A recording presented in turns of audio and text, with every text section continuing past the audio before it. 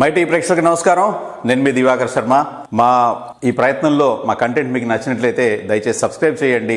ఆ తర్వాత పక్కనుండి బెల్ సింబల్ని గంట గణగణ మోగించడం ద్వారా మీ ఆశీస్సుల్ని మరింతగా అందజేయడానికి ప్రయత్నం చేయండి.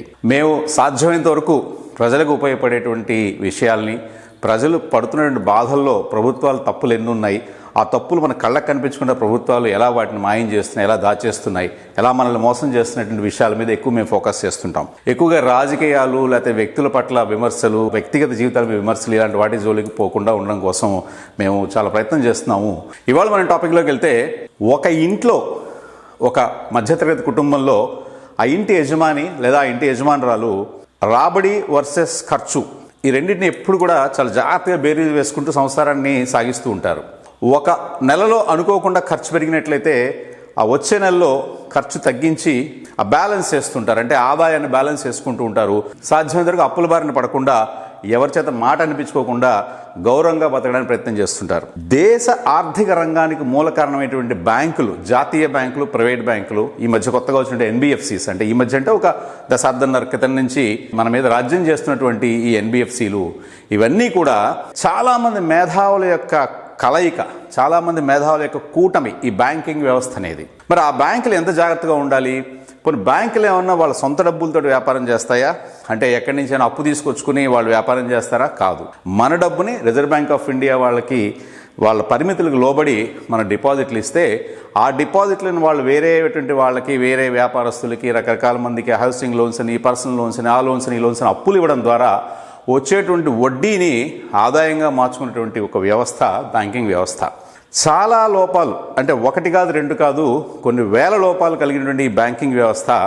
అంటే మాకు చాలా లాభాలు ఉన్నాయి, మాకు ఏ రకంగా కూడా నష్టం లేదు, ఎక్కడా కూడా లోపం లేదు, పూర్తి లోపభూయిష్టమైనటువంటి వ్యవస్థలో ఉన్నా కూడా మాకు ఏ లోపం లేదని చూపించుకునే ప్రయత్నం చేసేటువంటి బ్యాంకులు ఈ మధ్యకాలంలో క్రికెటర్లని, సినిమా యాక్టర్లని, అంటే ఉదాహరణ చెప్పాలంటే భారత మాజీ కెప్టెన్, భారత క్రికెట్ జట్టు యొక్క మాజీ కెప్టెన్ ఎంఎస్ ధోని, తర్వాత అమితాబ్ బచ్చన్ తనయుడు అభిషేక్ బచ్చన్, ఇలాంటి వాళ్ళందరి చేత మోడలింగ్ చేయిస్తున్నారు ఎంఎస్ఎంఈ లోన్స్ని ప్రమోట్ చేయడం కోసం. అంటే ఇది ఎంత హాస్యాస్పదమైనటువంటి చర్య అంటే, లోన్ల కోసం ప్రతిరోజు భారతదేశంలో జనాభాలో కొన్ని లక్షల మంది లోన్ల కోసం దరఖాస్తు చేసుకుంటూ ఉంటారు. ఆ దరఖాస్తులను సరిగ్గా పరిశీలించకుండానే రిజెక్ట్ చేస్తుంటాయి బ్యాంకులు. లేదా రకరకాల శల్య పరీక్షలు చేసి వాళ్ళని ఈ డాక్యుమెంట్ తీసుకురండి, ఆ డాక్యుమెంట్ తీసుకురండి అని చెప్పి వాళ్ళకి విసుగొచ్చి, వాళ్ళు అప్లై చేసుకున్న తర్వాత వాళ్ళకి పిల్లలు పుట్టి, ఆ పిల్లలు పుట్టేంత వరకు కూడా ఈ లోన్ ప్రక్రియలు పూర్తి చేయనటువంటి బ్యాంకులు అప్పు తీసుకునేవాడు లేడన్నట్టుగా, అంటే మన ఈ ప్రోడక్ట్ని ప్రమోట్ చేయకపోతే అప్పు తీసుకునేవాడే లేడు, అసలు మన దగ్గరికి వచ్చి అప్పు అడిగేవాడే లేడు అన్నటువంటి విధంగా ఎంఎస్ ధోని, అభిషేక్ బచ్చన్ లాంటి సెలబ్రిటీల చేత అడ్వర్టైజ్మెంట్ ఇప్పించాల్సిన అవసరం అయితే నాకైతే కనిపించట్లేదు. మరి ఎంఎస్ ధోని లేకపోతే అభిషేక్ బచ్చన్ లాంటి వాళ్ళకి ఎంతెంత పే చేస్తారో ప్రతి ఒక్కళ్ళు, ఒక ఎల్కేజీ పిల్లాడు కూడా చాలా ఈజీగా ఊహించవచ్చు. కొన్ని కోట్లలో ఉంటుంది వాళ్ళ రెమ్యూనరేషన్. ఇంత ఖర్చు పెట్టి వాళ్ళకి ఈ ప్రోడక్ట్ని ప్రమోట్ చేయించుకోవాల్సిన అవసరం ఎందుకు వచ్చింది? రోజు మీరు లోన్ యాప్స్ ద్వారా కానీ, లేకపోతే ఆన్లైన్లో కానీ, లేకపోతే బ్యాంకులకి నేరుగా వెళ్ళి కానీ అనేక వేల లక్షల మంది ప్రతిరోజు రుణం కోసం దరఖాస్తులు చేసుకుంటుంటారు. వాళ్ళ దరఖాస్తులు మీరు ఒక పాజిటివ్ యాంగిల్లో, ఒక పాజిటివ్ దృక్పథంతో కనుక మీరు పరిశీలిస్తే, ఔత్సాహికమైన పారిశ్రామికవేత్తలు మన దేశంలో పుష్కలంగా ఉన్నారు. ఒక 20%, 30% వ్యాపారాల్లో ఫెయిల్ అవుతారనుకున్నా, లేదా విల్ఫుల్ డిఫాల్టర్లుగా మిగిలిపోతారనుకున్నా, 70% మంది సామాన్యులు వ్యాపారాన్ని సక్రమంగా చేసి బ్యాంకులకి వడ్డీలు ప్రతి నెల సక్రమంగా, అంటే క్రమం తప్పకుండా చెల్లించడానికి చాలా వాళ్ళు ఒక డిసిప్లైన్డ్ మార్గంలో వెళ్ళడానికి మనకి ఒక 70% మంది ఔత్సాహిక పారిశ్రామికవేత్తలు కనిపిస్తూనే ఉంటారు. మరి వీళ్ళందరినీ వదిలిపెట్టి మీరు ఈ మోడలింగ్ చేయించుకునే కార్యక్రమాన్ని ఎందుకు మీరు శ్రీకారం చుట్టారు? ముఖ్యంగా స్టేట్ బ్యాంక్ ఆఫ్ ఇండియా, భారతదేశంలోనే అత్యంత పెద్ద బ్యాంకుగా పేరొందినటువంటి state bank of India, even విదేశాల్లో కూడా వాళ్ళ కార్యకలాపాలు చాలా దేశాల్లో ఉన్నాయి. మరి ఇంత పెద్ద బ్యాంకు కూడా మోడలింగ్ అవసరమా, అడ్వర్టైజ్మెంట్ అవసరమా అన్నటువంటి ప్రశ్న నాలాంటి సామాన్యుల్లో ఉత్పన్నం కావడం అనేది చాలా సర్వసాధారణమైన విషయం. అయితే ఈ ప్రశ్నలన్నింటికి సమాధానం చెప్పేటువంటి ఆఫీసరు ఒక్కళ్ళు కూడా మనకు దొరకరు. మీరు భూతద్దం వేసి వెతికినా సరే, ఆఖరికి మన రిజర్వ్ బ్యాంక్ ఆఫ్ ఇండియాకి కంప్లైంట్ చేసినా సరే, ఇటువంటి సమస్యల మీద మాత్రం ఎవరూ స్పందించరు. ఇది ఒక వ్యవస్థ. ఈ వ్యవస్థలో మనం చాలా చిన్నవాళ్ళం. మన జేబులోంచి డబ్బులు పోగొట్టుకోవడం తప్పిస్తే, పోగొట్టుకునే డబ్బులు వెనక్కి రాబట్టుకోగలిగినటువంటి కెపాసిటీ ఉన్నవాళ్ళం కాదు. మనం ఎన్నో విమర్శలు చేస్తుంటాం ప్రతిరోజు బ్యాంకుల మీద, కానీ బ్యాంకులకు అవి ఏమీ పట్టవు. చీమ కుట్టినట్టు కూడా ఉండవు, నిమ్మకు నీరెత్తినట్టు ఉంటాయి. మరి నీరవ్ మోడీ, విజయ్ మాల్యా లాంటి వాళ్ళ స్టోరీలు మనం ఇంకా పూర్తిగా మర్చిపోకముందే మాణిక్ చంద్ అని, నీరవ్ మోడీ, తర్వాత విజయ్ మాల్యా, ఇట్లా చాలామంది ఈవెన్ మనం ప్రతిరోజు ప్రతి కిల్లీ షాప్లో చూసేటువంటి హల్దీరామ్స్, వీళ్ళందరూ కూడా డిఫాల్టర్సే. నీరవ్ మోడీ, విజయ్ మాల్యా బాహాటంగానే వాళ్ళు ఎగ్గొట్టేసి పారిపోయారు. ఈ మాణిక్ చంద్ లాంటి వాళ్ళు ఇంకా దాన్ని అలాగ ప్రతిరోజు కప్పబెట్టి బ్యాంకులు వాళ్ళని ఇంకా కాపాడడానికి ప్రయత్నం చేస్తూనే ఉన్నాయి. మరి వీళ్ళ భాగోతాన్ని మనం మర్చిపోకముందే ఈ మధ్య సుబ్బరామరెడ్డి గారు, మాజీ కాంగ్రెస్ ఎంపీ సుబ్బరామరెడ్డి గారికి 5,700, 5,200 కోట్లు బ్యాంకులు మాఫీ చేయడాన్ని మనం ప్రత్యక్షంగా చూసాం. నేను గత కొద్ది కాలంగా ఈ బ్యాంకింగ్ వ్యవస్థ మీద ఒంటరి పోరాటం చేస్తున్నాను. బ్యాంకులు రుణాలు ఇచ్చేటువంటి పద్ధతి తప్పు అనేది నాకు ఉన్నటువంటి గట్టి నమ్మకం. వాళ్ళ అప్రైజింగ్ సిస్టమ్, అసెస్మెంట్ సిస్టమ్ పూర్తి లోపభూయిష్టమైంది. దీని వెనకాల ఎంతోమంది ఆర్థిక నిపుణులు ఉండొచ్చు. ఎంతోమంది ఆర్థిక నిపుణులకి ఈ లోపాలు కనిపించకపోవచ్చు, లేదా కనిపించిన వాళ్ళకి బ్యాంకులతో ఉన్నటువంటి వ్యక్తిగత సంబంధాల మూలంగా కొంతమంది ప్రొఫెసర్లు, ఐఏఎస్లు, ఐపీఎస్లు, ప్రతిరోజు మనకి ఊకదంపుడు ఉపన్యాసాలు ఇచ్చేటువంటి అనేక మంది పెద్దలు టీవీ డిబేట్లలో కూర్చుని తెలిసి తెలియనటువంటి మాట్లాడి ప్రజల్ని ఒక రకమైనటువంటి ఆందోళనకి, ఒక రకమైన కన్ఫ్యూజన్కి గురి చేసేటువంటి పెద్దవాళ్ళందరికీ కూడా ఈ లోపాలు కనిపించకపోవచ్చు. మీలో చాలామంది ఒక విషయాన్ని చూసి చూడనట్టు వదిలేస్తుంటారు ప్రతిరోజు. అదేంటంటే మీ అకౌంట్లోంచి 10 రూపాయలు, 20 రూపాయలు, 5 రూపాయలు, 2 రూపాయలు, 50 రూపాయలు, 100 రూపాయలు, 200 రూపాయలు, 300 రూపాయలు ఉన్నటువంటి డెబిట్ అయిపోతూ ఉంటుంది. మీరు వెళ్ళి బ్యాంక్ మేనేజర్ని అడిగితే ఆయన మీకు సరైన సమాధానం చెప్పడు.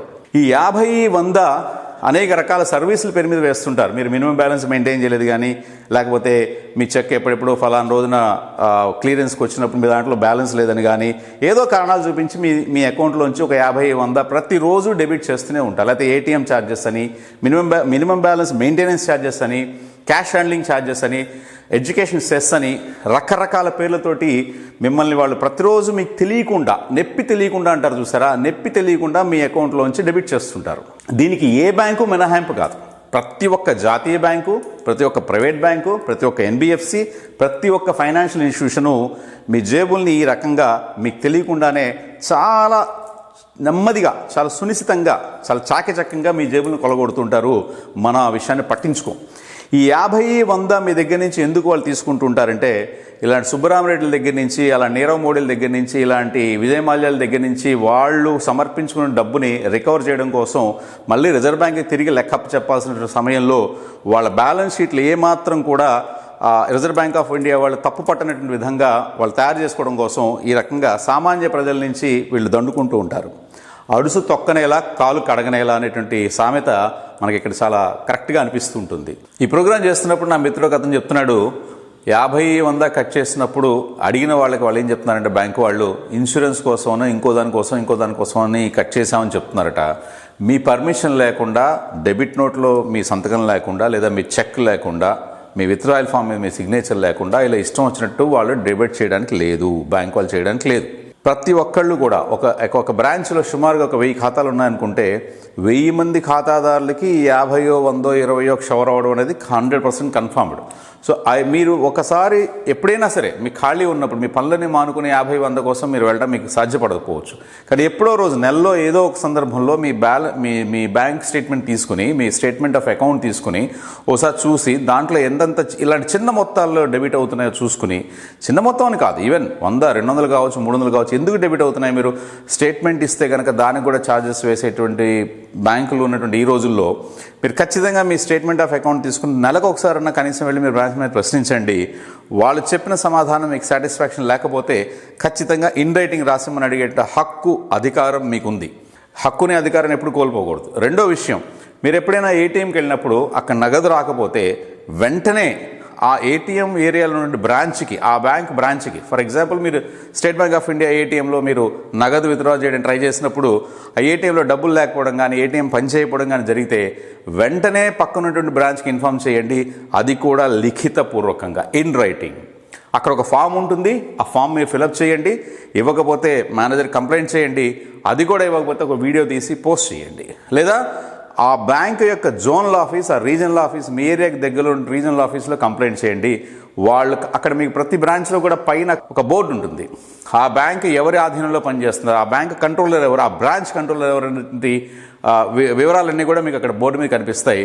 అతన్ని సాధారణంగా ఒక అసిస్టెంట్ జనరల్ మేనేజర్ స్థాయిలో ఉంటాడు ఆ కంట్రోలర్ అనేటువంటి వ్యక్తి. అతని ఫోన్ నెంబర్ డిస్ప్లే ఉంటుంది. లేదా బ్యాంకింగ్ అంబుడ్స్మాన్కి మీరు కంప్లైంట్ చేయండి. కంప్లైంట్ చేయకుండా మాత్రం వదలకండి. మీ దృష్టిలోకి వచ్చిన ప్రతి ఒక్క తప్పుని పై అధికారులకి, ప్రభుత్వానికి తీసుకెళ్లేటువంటి పని మీ బాధ్యత, మీ హక్కు. ప్రతి ఒక్క సమస్యని పై అధికారులకు తీసుకెళ్లే హక్కు, బాధ్యత మీకున్నాయి. మీ హక్కుల్ని, బాధ్యతల్ని మీరు ఉపయోగించుకోండి. ఒక రైతుకి లోన్ ఇచ్చిన తర్వాత ఆ రైతు కనుక డబ్బులు కట్టలేకపోతే, సరైన సకాలంలో కనుక ఆ రైతు రుణం తిరిగి చెల్లించలేకపోతే, ఆ రైతు కుటుంబాన్ని రోడ్డు మీద పడేసిన సంఘటనలు కొన్ని కోకొల్లలు.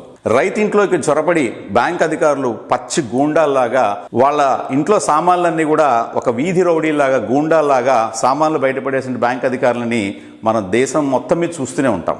దేశం మొత్తం మీద ఇలాంటి సంఘటనలు ఎక్కడో చోట ప్రతిరోజు జరుగుతూనే ఉన్నాయి. అయినా సరే కేంద్ర ప్రభుత్వానికి ఇవన్నీ ఏం పట్టవు. పార్లమెంట్లో వాళ్ళకి ఎంతసేపటికి కూడా అపోజిషన్ పార్టీ మీద ఎలా గెలవాలి, అపోజిషన్ పార్టీ వాళ్ళని అవమానపరచాలి, లేదా వాళ్ళని ఏ రకంగా విమర్శించాలనే దాని మీద ఎక్కువ కాన్సన్ట్రేషన్ ఉంటుంది. భారతీయ జనతా పార్టీ అధికారంలోకి వచ్చినటువంటి ఈ 11-12 సంవత్సరాల్లో కొంత ఒక పిసరు మెరుగుపడింది. దానికి కారణం నిర్మలా సీతారామన్ గారి అమాయకత్వమా, లేకపోతే ఆవిడకి లేని నాలెడ్జ్ లేకపోవడం మూలంగానే తెలియదు, కానీ ఆవిడ కొంత ముక్కుసూటిగా వ్యవహరించడం మూలంగా ఇలాంటి ఉదంతాలన్నీ ఒక పిసరు తగ్గుతున్నట్టుగా అనిపిస్తుంది. మనం బ్యాంకుకి వెళితే రకరకాల రూల్స్ చెప్తారు. ఆ రూల్స్లో చాలా వరకు రిజర్వ్ బ్యాంక్ ఆఫ్ ఇండియా నిర్దేశించినవి కాదు. మీరు లోన్ కోసం వెళ్ళినప్పుడు ఒక బ్యాంక్ మేనేజర్ మిమ్మల్ని కొలాటరల్ సెక్యూరిటీ గురించి డిమాండ్ చేసినా, ఆ కొలాటరల్ సెక్యూరిటీ ఏదైనా స్ట్రక్చర్డ్ ప్రాపర్టీ అంటే ఇల్లు కానీ, లేకపోతే మిల్లు కానీ, ఏదైనా బిల్డింగ్ కానీ ఇవ్వాలని డిమాండ్ చేసినా, మీరు అతన్ని నాకు ఇన్ రైటింగ్ ఇవ్వండి అని అడిగే హక్కు మీకుంది. అలాగే నాకు ఫలానా ప్రాపర్టీ సెక్యూరిటీగా కావాలని అడిగే హక్కు, అర్హత ఏ బ్యాంకుకి లేవు రిజర్వ్ బ్యాంక్ ఆఫ్ ఇండియా నిబంధనల ప్రకారం. మీరు ఒక్కసారి reserve bank of India guide lines మీకున్నటువంటి ఖాళీ సమయంలో ఏ ఫేస్బుక్, యూట్యూబ్లు, దద్ర ప్రోగ్రాం చూడకుండా మీరు ఒకసారి చూసినట్లయితే reserve bank of India guide lines కానీ చదివినట్లయితే మీకు ఈ విషయం చాలా స్పష్టంగా తెలుస్తుంది. అలాగే సిబిల్ కారణంగా, ఇన్కమ్ ట్యాక్స్ రిటర్న్స్ కారణంగా ఏ బ్యాంకు మేనేజర్ కూడా మీ లోన్ని రిజెక్ట్ చేసేటువంటి అధికారం అతనికి లేదు. ఇలా నిబంధనలన్నీ మీరు తెలుసుకుని, మిమ్మల్ని మీరు అప్డేట్ చేసుకుని, మీ హక్కుల కోసం మీరు పోరాటాలంటే ఉద్యమాలు ఏం చేయక్కర్లేదు. జస్ట్ ప్రశ్నిస్తే చాలు. ఒకసారి ప్రశ్నించడం మీరు మొదలెడితే బ్యాంక్ మేనేజర్లకు కూడా కొంత వాళ్ళకి భయం అనేది కలుగుతూ ఉంటుంది. అమ్మో, ప్రజలు ప్రశ్నించడం మొదలెట్టారా, మనం జాగ్రత్తగా ఉండాలి, ఇంతకుముందులా ఇష్టం వచ్చినట్టు ఉండకూడదు అనేటువంటి ఒక ఆలోచనలకు వాళ్ళు వస్తారు. సో ఫ్రెండ్స్, దయచేసి బ్యాంకింగ్ వ్యవస్థని ఇటువంటి పరిస్థితులు కూడా క్షమించకండి. వాళ్ళు మనల్ని రోజూ దోచుకుంటున్నారు. దారి దోపిడీ దొంగలు ఎప్పుడో ఒకసారి దోచుకుంటారు, లేదా ఇంకో టెర్రరిస్టులు ఎప్పుడో ఒకసారి దోచుకుంటారు. కానీ బ్యాంకింగ్లో ఉన్నటువంటి బ్యాంక్ అధికారులు రిజర్వ్ బ్యాంక్ ఆఫ్ ఇండియా గైడ్ లైన్స్ని వక్రీకరించి ప్రతిరోజు మనల్ని దోచుకుంటూనే ఉన్నారు. ఈ స్టేట్ బ్యాంక్ ఆఫ్ ఇండియా లాంటి వాళ్ళు మన మీద మరింత పెనుభారాన్ని మోపుతున్నారు. ఇటువంటి వాటిని మనం అస్సలు సహించకూడదు, ప్రశ్నించాలి. ఆర్టీఐ ద్వారా, లేదా సివిసి సెంట్రల్ విజిలెన్స్ కమిషన్కి కానీ, రిజర్వ్ బ్యాంక్ ఆఫ్ ఇండియా కానీ, సిపి గ్రామ్స్ మోడీ గారు ప్రారంభించినటువంటి ఈ యాప్ ద్వారా కానీ, లేదా connect@government.gov.in ఎక్కడ మాకు తెలియదండి, ఇవన్నీ మాకు తెలియదంటే నేరుగా వెళ్ళి మీ దగ్గర ఉన్న బ్రాంచ్ మేనేజర్ని అడగండి. ఇన్ రైటింగ్ మీరు లెటర్ ఇవ్వండి, అతను మీకు రిప్లై ఇచ్చి తీరాలి. ఏదేమైనా సరే మన హక్కుల్ని మనం పోగొట్టుకోకూడదు. మన హక్కుల గురించి మనం నిరంతరం పోరాటం చేస్తూనే ఉండాలి. మళ్ళీ చెప్తున్నాను, పోరాటాలంటే కత్తులు, కఠార్లు వేసుకుని, బరిసెలు వేసుకుని రోడ్లమ్మటే బరి తెగించి తిరగడం కాదు. ఇంట్లోనే కూర్చుని చాలా సామరస్యంగా, చాలా శాంతిపూర్వకంగా, ప్రశాంతంగా పోరాటం చేయొచ్చు. దాన్ని పోరాటం అనకూడదు, కానీ ఆ పదానికి వేరే పర్యాయపదం లేకనే పోరాటం అనేటువంటి మాట వాడాల్సి వచ్చింది. సో ఫ్రెండ్స్, ఎక్కడైనా సరే ఎంఎస్ ధోనితో కానీ, అభిషేక్ బచ్చన్తో కానీ, లేకపోతే ఇంకో సినిమా యాక్టర్, ఇంకో చిరంజీవి, పవన్ కళ్యాణ్, లేకపోతే అల్లు అర్జున్తోనో బ్యాంక్ అడ్వర్టైజ్మెంట్ కనిపిస్తే మీరు దాన్ని హైలైట్ చేయండి, దాన్ని ప్రచారం చేయండి, దాన్ని సంబంధిత అధికారులకు తీసుకెళ్లి ప్రశ్నించండి. మేము చెప్పినటువంటి ఈ విషయాలు మీకు నచ్చినట్లయితే దయచేసి సబ్స్క్రైబ్ చేయండి, ఆశీర్వదించండి, బెల్ సింబల్ ప్రెస్ చేయడం ద్వారా. Thank you.